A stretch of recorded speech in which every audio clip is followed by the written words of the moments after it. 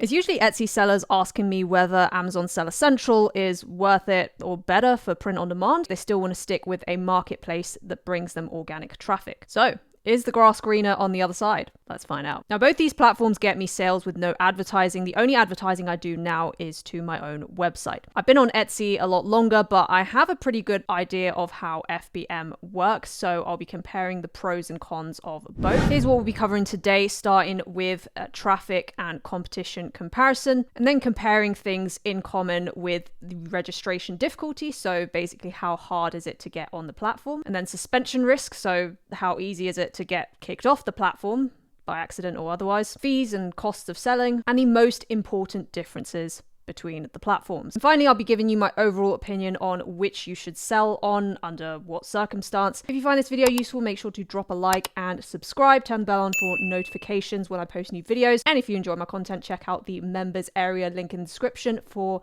members only access videos and downloads. Thanks for supporting, and let's get started. So traffic. Now, Amazon consistently gets 6 to 7 times the amount of traffic Etsy does per month. And Amazon only has about the quarter of the number of active sellers as Etsy. And this, remember, is just for the .com Amazon extension. So across all the worldwide extensions, Amazon is going to have a lot more traffic than that. So when it comes to traffic and competition, Amazon's stats are way better than Etsy's. And I have actually felt this myself in the fact that I only have about a quarter of the listings that I do on Amazon than I do on Etsy. And some days I still make more sales on Amazon than I do on Etsy. Now, when it comes to print on demand specifically, it would be in your interest to not compete with Amazon merch on demand sellers, which are these products. Some of them have thousands, hundreds of thousands of uploads with Prime shipping. So I would definitely keep that in mind if you want to sell any of these products. Not saying you can't, but you will have a lot more competition. Obviously, Amazon does sell their own products, but about 60% of sellers are independent sellers. So all things considered, traffic and competition, Amazon definitely wins on this one. Now, when it comes to registration, Etsy is a breeze to start a new shop. You just click and it opens. It used to be completely free, but then a bunch of scammers started signing up during COVID. So now you have to pay anywhere from $15 to varies, I think like $29 is what I've seen is the highest. As I say here, sometimes they do refund it after your first sale. I think the most annoying thing though about Etsy registration is, which a lot of people can't get past, is the account suspension. So like the newbie account suspension.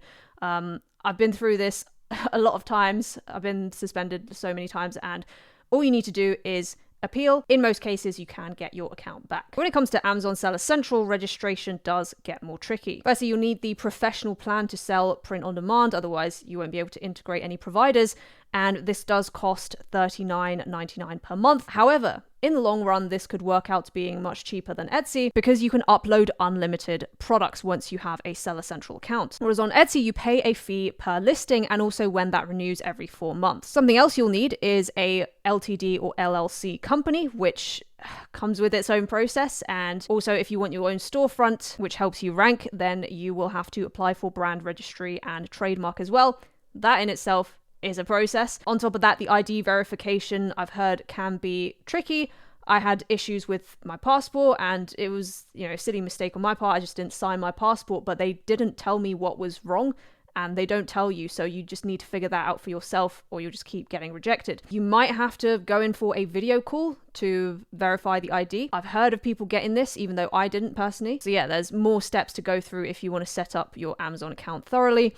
I did make a video going through the entire application process and everything I did step by step, which I'll link down below if you're interested. But registration wise, Etsy definitely wins on this one. Now, as I mentioned, I'd highly recommend signing up to Seller Central with a limited liability company. You'll be taken more seriously by seller support. You can protect your personal assets, pay less tax as sales grow, and be set up to hire or sell the business later. It's also very difficult to switch from an individual to a business account after registering, so it's best to do this up front. This can seem like an intimidating process with all the taxes and paperwork, but that's where today's video sponsor Doula comes in. If you're a US seller or an international seller looking to start a US LLC, then Doula's business-in-a-box solution is perfect for you. They handle business formation, accounting, analytics, which you have full control over through their easy-to-use platform, and most importantly, they're experts at working with e-commerce business owners such as Amazon sellers. They're rated excellent on Trustpilot for a reason, with thousands of clients trusting them to handle US business essentials. So instead of hiring a separate accountant, formation service, and consultant, all of which you'll need as an LLC director, their business-in-a-box solution provides all of these essential services in one package. Doula will take care of your taxes and bookkeeping, sales tax registration, reseller certificates, business tax filings, bookkeeping, e-commerce analytics, and even set you up with a US bank account through their partners. They can help you file for an LLC in minutes and take care of all the business formation filings so you can get up and running from anywhere in the world. Now, starting a business can be intimidating, but Doula offers free consultations to walk you through the entire process so that you feel comfortable every step of the way. Use the link in the description below and code TIATX, that's TIATX, for 10% off LLC formation and bookkeeping. Or if you still have any questions, schedule a free consultation with the Doula team to see whether it's right for you. Big thanks to Doula for sponsoring this video. All right, let's talk about suspension risk.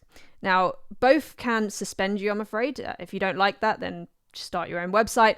But between Etsy and Amazon, on Etsy, there is a very high likelihood, in fact, more than 50%, that you will be suspended at least once. I myself have been suspended like 4 times, both via what they call permanent suspensions, which looks something like this, big red banner, where you have to write to them to get your account back. Temporary suspension, sorry, I know this picture's dog crap, but this is basically where they put your shop on vacation mode and you have no idea when you'll get your account back. But this did happen to me during Q4 of last year when I was making like 1K a day, so not nice. Now, if you're not breaking any rules, most of the time you can get the account back by writing to them, which I've made videos on before. I also have a free download to the email template that I used. If you're a channel member, you can access a list containing every single reason that I've ever seen someone get suspended on Etsy.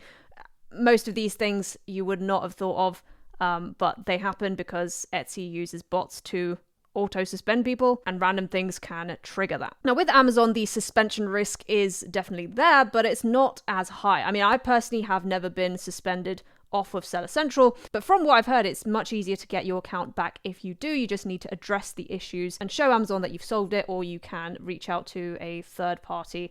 Sometimes that does work, whereas most of the third parties that claim to get your Etsy account back are just scammers. That's not me endorsing anything. Do your own research, but that's, you know, I've been around forums enough to see that some people have gotten their account back with particular services. It happens a lot at seller conferences, so all the time when people bring their laptops together and connect to the same Wi-Fi router, bam, everyone gets suspended because they think that you're all connected, you're the same person with all these accounts or something, and that happens with Etsy as well. Don't be switching IP addresses a lot, or especially if you go out of the country. Something else that can give you account health trouble is not fulfilling on time, but to be honest, I've had months where my OTDR was, which I'll talk about later, was below the acceptable threshold.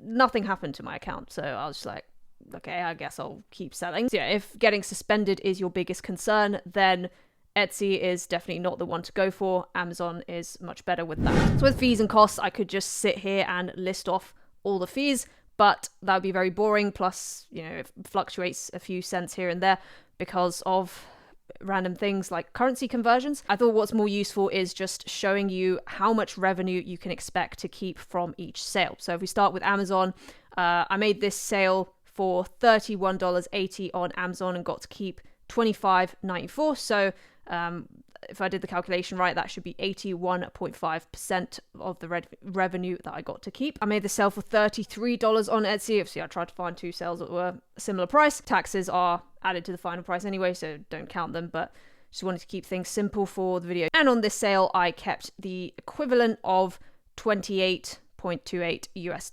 So that should be 85.6% after fees. And yeah, there's this big long thing here because unfortunately the finances section is the only way you can really find out how much money you're keeping.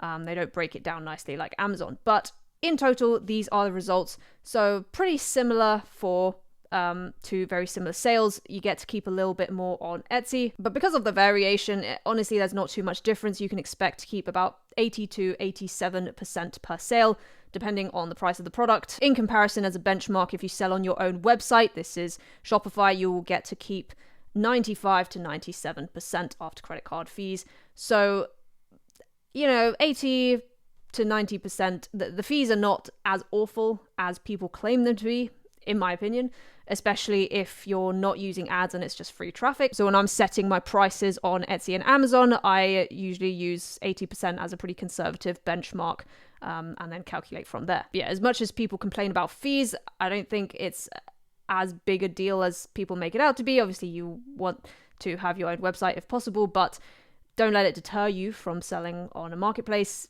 If anything, just raise the price. Now onto the important differences. So firstly, payouts on Amazon are extremely slow, okay? So if you are a new seller, it can take 30 days, business days, to get your money. And for everyone else, we're looking at 7 days after estimated delivery date. So what's that, like 5 to 10 in total, processing, shipping, plus 7. So that's 2 to 3 weeks before you can even withdraw your money that was made for that sale by clicking the request payment button. If you are short on cash, this will feel like forever, okay? You do need cash flow to start on Amazon, whereas on Etsy, you can choose to get paid every day, every business day if you want to. So much better cash flow with Etsy. Next is the Amazon OTDR, which stands for on-time delivery rate. This is the most annoying thing about selling on Amazon. I made a video before about this, but essentially you need to enter tracking when you ship, and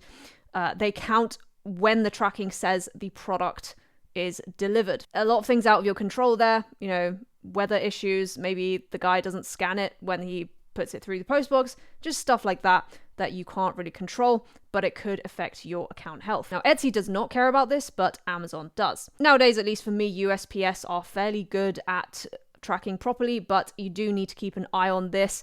There are ways to get around it if you're having problems, which are not ideal, but their ways. So I've talked about that in my other video as well. And when it comes to delivery time, the cool thing about Etsy is that you can actually extend the delivery time up to 21 days, which is crazy. But this is great because you can keep your account safe if your provider's having trouble shipping on time, whereas on Amazon, you cannot do this. And lastly, on Amazon, you have to register for separate regional accounts. So for me, I've got US, Mexico, and Canada all bunched together as one. But if you want to sell in the UK, Europe, Asia, all those other places, you will have to sign up on these other extensions and upload your products again, whereas on Etsy, one listing gives you access to a global market automatically. My overall opinion is that obviously Amazon is far superior for traffic and competition, and you're a lot less likely to get suspended. It starts out more expensive with the $39.99, but in the long run, the costs